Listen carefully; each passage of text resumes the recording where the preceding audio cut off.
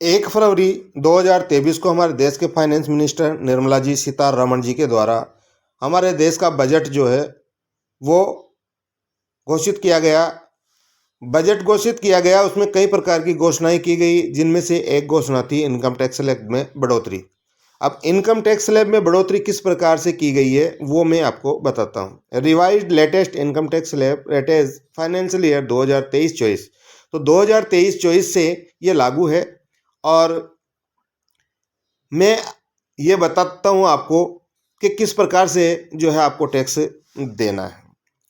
इसमें 2 प्रकार की स्लैब बनाई गई है, न्यू टैक्स स्लैब और old tax slab. Old tax slab जो एज इट इज़ है, जैसी की जैसी है, पहले भी हम वही टैक्स देते थे जो देते आ रहे हैं। और न्यू टैक्स स्लैब में जो है कुछ चेंजेज किए गए हैं, कुछ बढ़ोतरियाँ की गई है, कुछ बेनिफिट दिया गया। तो और पहले हम ओल्ड टैक्स स्लैब के बारे में बात कर लेते हैं। ओल्ड टैक्स स्लैब में क्या है? ओल्ड टैक्स स्लैब का मतलब है कि आप अगर डिडक्शन पे छूट लेना चाहते हैं, जैसे LIC की डिडक्शन करवाते हैं आप, और आप GPF की डिडक्शन करवाते हैं, आप बच्चों की ट्यूशन फीस देते हैं, उस पर छूट लेना चाहते हैं, आप हाउस रेंट पर छूट लेना चाहते हैं, आप हाउस लोन पर छूट लेना चाहते हैं, तो इस तरह की जितनी भी जो छूट दी जाती है वो ओल्ड टैक्स स्लैब के अंतर्गत आती है। और ओल्ड टैक्स स्लैब में इस प्रकार से आपको टैक्स देना है। उसमें कोई लिमिट, जैसे जो 7 लाख रुपए तक टैक्स नहीं देना है, वो इसमें लागू नहीं होती है। इसमें आप देखिए कि 2.5 लाख रुपए तक तो आपको कोई टैक्स नहीं देना है। उसके बाद में आपको 2.5 लाख 1 रुपये से लेकर 3 लाख रुपए तक आपको 5% टैक्स देना है। उसके बाद में 3 लाख 1 रुपये से लेकर 5 लाख रुपए तक जो है आपको 5% टैक्स देना है, अगर आपकी एज जो है वो 60 साल से कम है।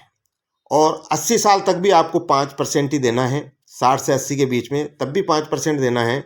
और 80 साल से अगर ज़्यादा है तो फिर टैक्स नहीं देना है।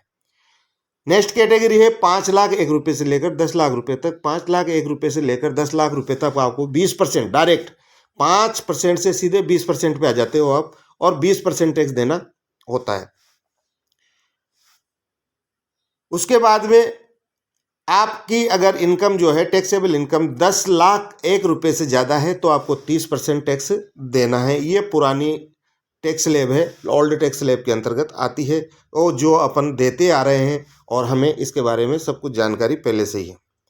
अब हुआ क्या कि जो घोषणा हुई उसमें क्या किया कि जो न्यू टैक्स स्लैब था, न्यू टैक्स स्लैब का मतलब आपने जितने भी डिडक्शन कराए इन पे आप छूट नहीं ले सकते हैं, इन पर आप छूट नहीं ले सकते हैं। और अगर आपकी इनकम जो थी पहले पहले आपकी 5 लाख रुपए से कम थी तो आपको कोई टैक्स नहीं देना था, लेकिन अब इसको बढ़ाकर 7 लाख रुपए कर दिया, और 7 लाख रुपए तक आपको कोई टैक्स नहीं देना न्यू टैक्स स्लैब में। अगर आपकी टोटल इनकम ही 7 लाख रुपए है तो फिर आपको टैक्स न्यू स्लैब ही चुनना है, न्यू स्लैब में आपको कोई टैक्स देना नहीं है। लेकिन अगर ओल्ड स्लैब चुनते हो और आप टैक्स लेते हो तो फिर वो पुराना जो है ओल्ड टैक्स स्लैब में जो भी है वो उस हिसाब से देना। तो कोई ऐसा नहीं है जो न्यू टैक्स स्लैब छोड़ के ओल्ड टैक्स स्लैब में जाएगा।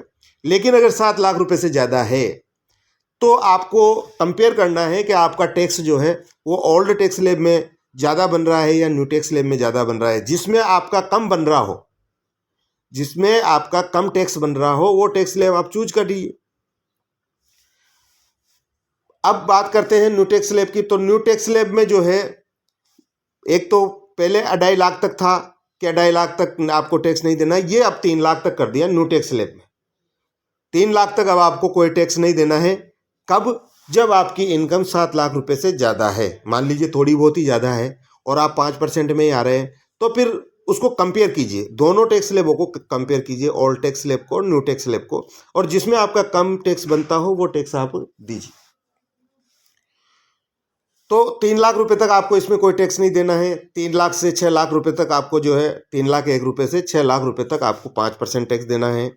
6 लाख 1 रुपये से लेकर 9 लाख रुपए तक आपको 10% टैक्स देना है। 9 लाख 1 रुपये से लेकर आपको 12 लाख रुपए तक जो है आपको 15% टैक्स देना है। 12 लाख 1 रुपये से लेकर 15 लाख रुपए तक आपको 20% टैक्स देना है। और 15 लाख रुपए से अगर आपकी टैक्सेबल इनकम जो है ज़्यादा है तो 30% का टैक्स देना है। ये सभी को देना है। तो ये हुआ आपका न्यू टैक्स स्लैब। तो अगर 7 लाख से कम है तो आप